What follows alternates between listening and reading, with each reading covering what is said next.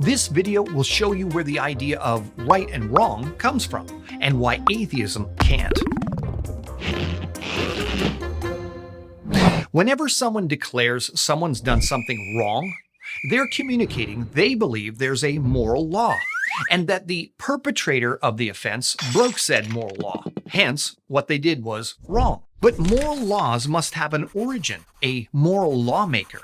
And if there's no moral lawmaker or lawgiver above and beyond human beings, then who's to say which human beings have the right to impose their beliefs on others?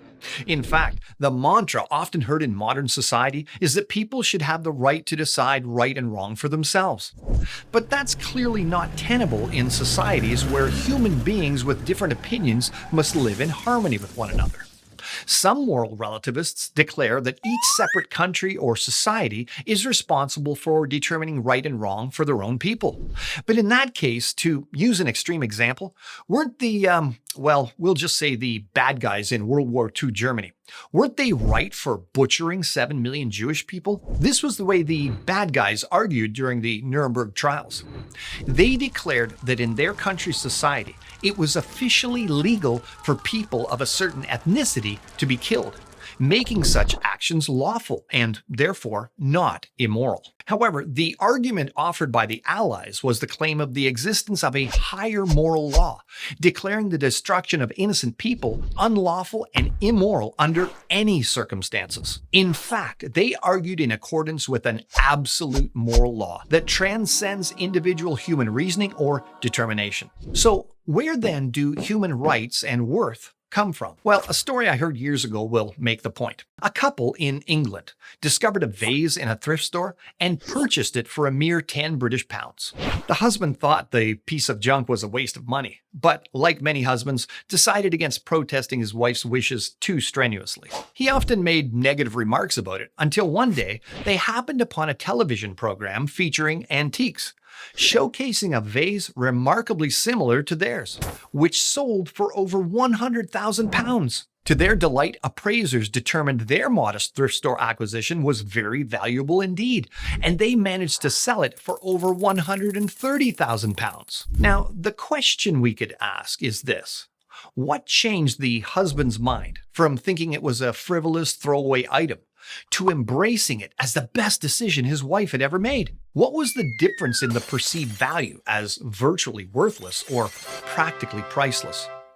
Simply put, he discovered its origin. It hadn't been mass-produced in a mindless factory in England. It had been carefully molded and made ages past by a master craftsman in China. You see, the origin of something determines its meaning.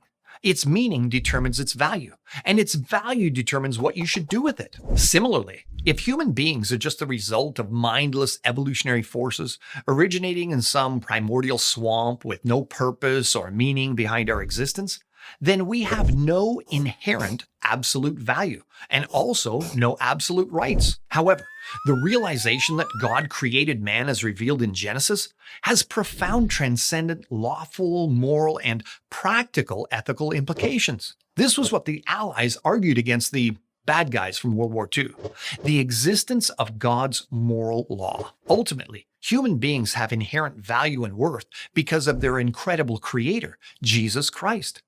Even though we're corrupted in nature and sinful in our actions, God deemed us of such value that he gave his only Son, that whoever believes in him should not perish but have eternal life. The great Scottish theologian Samuel Rutherford once eloquently wrote, "Oh, what love! Christ would come himself and in person suffer. He would not give a low and base price for us clay. He would buy us with a great ransom, so as he might overbuy us, and none could overbid him in his market for souls." It is indeed a paradoxical marvel that our gracious God, knowing that his creations would rebel against him, completely unworthy in of themselves, deemed us worthy of the willing sacrifice of his Son. From before the foundations of the world, we have rights in spite of our wrongs. God has indeed overpaid for us. But in doing so, he's applied even more value to the undeserving souls that he's saved. So the question for atheists is, Philosophically, how does naturalism account for human rights? Make it make sense.